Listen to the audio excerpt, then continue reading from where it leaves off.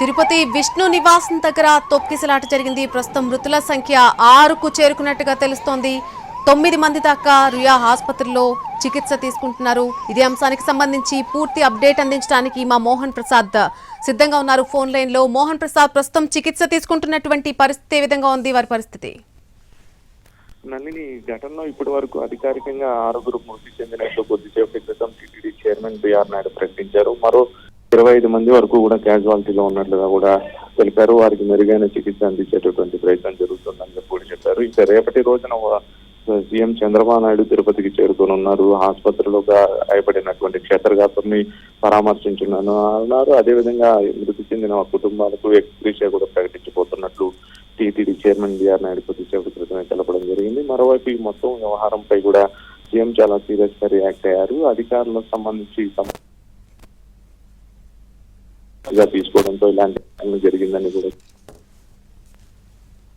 తప్పుపడుతూ కూడా ఆయన ఆగ్రహం వ్యక్తం చేశారు. మరోసారి ఇలాంటి పునరావృతం కాకుండా ఎప్పటికప్పుడు కూడా ఇక్కడ జరుగుతున్నటువంటి కార్యక్రమాలను స్వయంగా పర్యవేక్షిస్తున్నారన్నటువంటి వ్యాఖ్యలు కూడా బిఆర్ నాయుడు చేశారు. మొత్తంగా కూడా ఈ ఓవరాల్ ఎపిసోడ్ లో అధికారుల వైఫల్యం కారణంగా జరిగిందంటూ కూడా టీటీడీ చైర్మన్ చేసినటువంటి వ్యాఖ్యల ద్వారా మనం అర్థం చేసుకునేటటువంటి పరిస్థితి. మరోవైపు తిరుపతిలో ప్రస్తుతం అధికార యంత్రాంగం మొత్తం ఒకవైపు హాస్పిటల్స్ వద్ద గాయపడినటువంటి భక్తులకు మెరుగైన చికిత్స అందించేటటువంటి ప్రయత్నం చేస్తున్నారు. టీటీడీఓతో పాటు జిల్లా కలెక్టర్, అదేవిధంగా ఎస్పీ, టీటీడీకి సంబంధించి అదనపు అందరూ కూడా ఆ ఘటనా స్థలానికి చేరుకున్నారు. మరోవైపు టోకెన్ జారీ జరుగుతున్నటువంటి కేంద్రాల వద్ద ఈ ప్రక్రియ సజావుగా సాగేలా కూడా ఏర్పాట్లు చేస్తున్నారు. ప్రస్తుతం టోకెన్ జారీ ప్రక్రియను కూడా పునరుద్ధరణ చేశారు.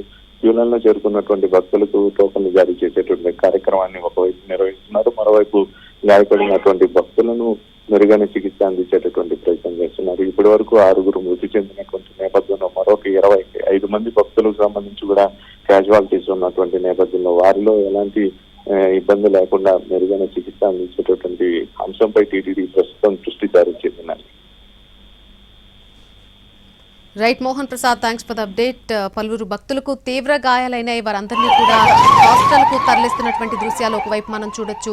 కొంతమందికి ఊపిరి అందక చాలా తీవ్రమైనటువంటి అస్వస్థతకు గురైనటువంటి పరిస్థితులు కూడా ఉన్నాయి. వారిని వెంటనే హాస్పిటల్కు తరలించడానికి ప్రయత్నం చేసినా కూడా అక్కడ కొద్దిసేపు అంబులెన్స్ డ్రైవర్ల నిర్లక్ష్యం కారణంగా చాలా జాప్యం జరగడంతో వారిని హాస్పిటల్కు తరలించడానికి చాలా లేట్ అయింది. కాబట్టి కొంతమంది ప్రాణాలు ఆ కారణంగా పోయాయంటూ కూడా అక్కడ ఉన్నటువంటి భక్తులు ఆగ్రహం వ్యక్తం చేస్తున్నారు. తిరుపతి తొక్కిసలాట ఘటనకు సంబంధించి చంద్రబాబు స్పందించారు. ఈ ఘటన ఆయన్ను తీవ్రంగా కలిచివేసిందని చంద్రబాబు చెప్పారు. ఘటనా స్థలం వద్ద సహాయక చర్యలు వెంటనే చేపట్టాలని అధికారులకు వెంటనే ఆదేశాలు జారీ చేశారు. ఆయన రేపు ఘటనకు సంబంధించి ఆయన అక్కడికి వెళ్లి విజిట్ చేసే అవకాశాలు కూడా కనిపిస్తున్నాయి. గాయపడ్డ వారికి మెరుగైన వైద్యం అందించాలని వెంటనే ఆదేశాలు జారీ చేశారు. ప్రస్తుతం అందరినీ కూడా అక్కడ ఎవరైతే గాయపడ్డారో వారందరినీ హాస్పిటల్కు తరలిస్తూ ఉన్నారు. వెంటనే వారికి చికిత్స అందిస్తున్నారు. తిరుపతి విష్ణు నివాసం దగ్గర తొక్కిసలాట జరిగింది. ఈ ఘటనలో ఇప్పటి వరకు మృతుల సంఖ్య చూస్తే 6కు చేరుకున్నట్టుగా తెలుస్తోంది. మరికొందరు తీవ్రంగా గాయపడ్డారు. వైకుంఠ ఏకాదశి దర్శనం టోకెన్ల కోసం భక్తులు ఒక్కసారిగా అక్కడ పోటెత్తడంతో ఇక్కడ తొక్కిసలాట జరిగినట్టుగా చెప్తున్నారు. దీంతో ఆ తొక్కిసలాటలో ఇప్పటి వరకు 6గురు చనిపోయినట్టుగా మనకు సమాచారం అవుతుంది. దీనికి సంబంధించి పూర్తి వివరాలు మా ప్రతినిధి మోహన్ ప్రసాద్ ఫోన్ లైన్లో అందిస్తారు. మోహన్ ప్రసాద్,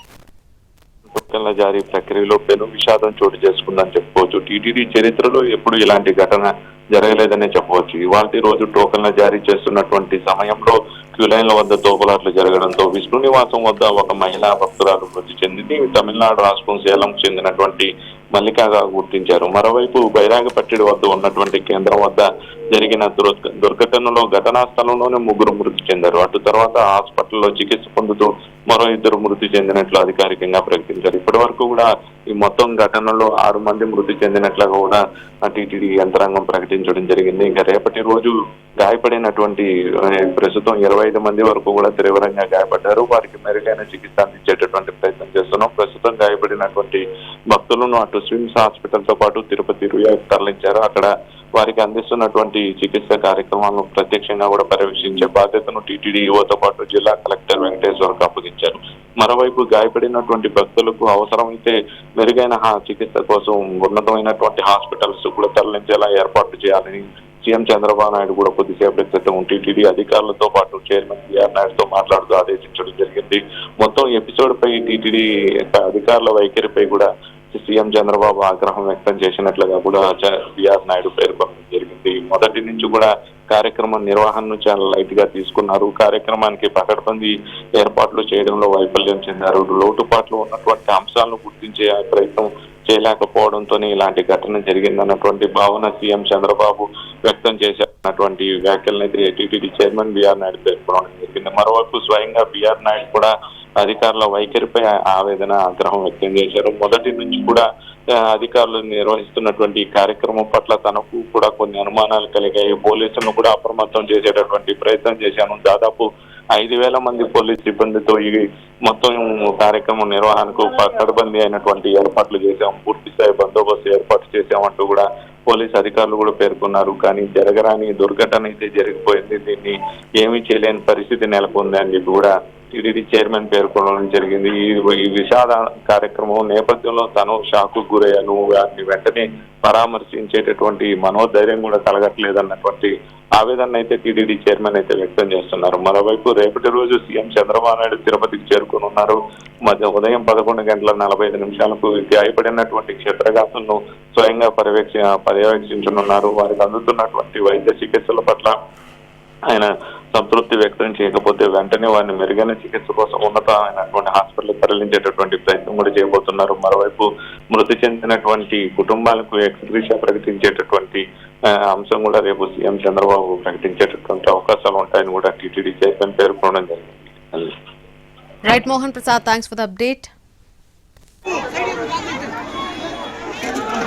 సైడ్ పోండి వస్తారు.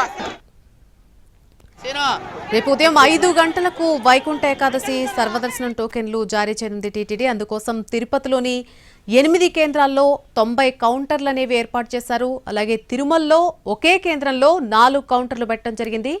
దర్శనం టోకెన్ల కోసం ఒక్కసారిగా భక్తులు అక్కడికి పోటెత్తారు. గేట్లు ఒక్కసారిగా తెరుచుకోవడంతో భక్తులు ఒకేసారి ఒకరిని తోసుకొని ఒకరు ముందుకు వెళ్లడంతో ఈ తొక్కిసలాట జరిగింది. అలాగే తిరుపతి బైరాగుపట్టెట్లోని రామానాయుడు స్కూల్లో కూడా ఏర్పాట్లు చేసినటువంటి టికెట్ల జారీ కేంద్రంలో తొక్కిసలాట జరిగింది. అక్కడ కూడా పలువురికి గాయాలైనట్టుగా తెలుస్తోంది. ప్రస్తుతం గాయాలైన వారందరినీ కూడా హాస్పిటల్స్ కు తరలిస్తున్నారు. అటు రుయా అలాగే స్విమ్స్ హాస్పిటల్లో ఈ గాయపడిన వారందరినీ కూడా తరలించి వారికి వైద్యం అందిస్తున్నారు. ప్రస్తుతం టోకెన్ల కోసం ఒక్కసారిగా భక్తులు భారీగా తరలి రావడంతో పోలీసులు కూడా అక్కడ వారిని కంట్రోల్ చేయలేక చేతులెత్తేసినటువంటి వైనం కనిపిస్తోంది. ఇక్కడ క్లియర్ గా పోలీసుల వైఫల్యం కూడా ఒక కారణంగా చెప్పుకోవచ్చు. అలాగే ప్రజలు అక్కడికి తరలి వచ్చిన వారందరూ కూడా ఆ భక్తులు ఎవరైతే వచ్చారో వారు కూడా కాస్త డిసిప్లిన్ మెయింటైన్ చేయకపోవడం కూడా ఒక కారణంగా చెప్పుకోవచ్చు. ఈ 2 కారణాల వల్ల ఈరోజు దాదాపుగా 6 ప్రాణాలు కోల్పోయారు. 6 ప్రాణాలు పోయాయి. అలాగే చాలా మంది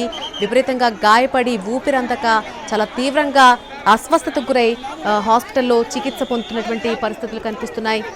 ఈ ఘటనకు సంబంధించి సీఎం చంద్రబాబు స్పందించడం జరిగింది. ఆయన దిగ్భ్రాంతి వ్యక్తం చేశారు. ఈ ఘటనకు సంబంధించి వెంటనే అక్కడ సహాయక చర్యలు చేపట్టాలంటూ కూడా ఆయన ఆదేశాలు జారీ చేయడంతో అక్కడ సహాయక చర్యలు వేగం పుంజుకున్నాయి. వెంటనే అక్కడ ఎవరైతే గాయపడ్డారో అందరినీ కూడా వెంటనే అక్కడి నుంచి హాస్పిటల్కు తరలించడం జరిగింది. వారందరికీ కూడా ప్రస్తుతం వైద్యం అందిస్తున్నారు.